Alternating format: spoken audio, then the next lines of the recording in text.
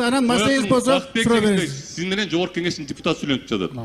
Ошон үчүн бул жерде биз эл менен президент тапшырмасын чогулуш өткөрүп атабыз жыйын. Сиз болсо бул жерде өзүңүз келип жыйын каалаганда өткөрө бериңиз. Маселе жок, эч ким эме. Бакытбек Жеңишбекович, мен, конечно, элим менен отурам. Ушул элим сайлаган менчи негизичи. Бирок мындай болуп атат да, мен сизге айтып кетейин ушул жерденчи. Мыйзамдын чегинде жүрөлү да.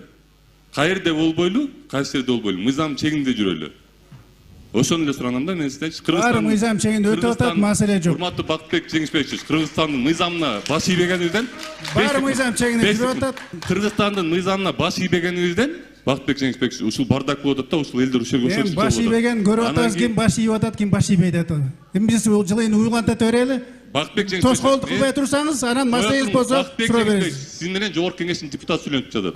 Эл өкүлү сүйлөшүп жатат сиз менен. Кое туруңуз. Урматтуу депутат. Угуп туруңуз дейм. Дагы бир жолу айтып атам сизге. Бияка тоскоолдук кылбай отуруңуз деп атам. Бакыт Жеңишбекович, мен сизге баш тоскоолдук элдин баары күтүп атат, суроо бере туруңуз. Мен сизге баш ийбейм, мен эл өкүлүмүн. Мен баш ий деген жок, бияка отуруңуз деп атам. Мыйзам чегинде болсун баары. Баары мыйзам чегинде. Отура берем, рахмат. Рахмат.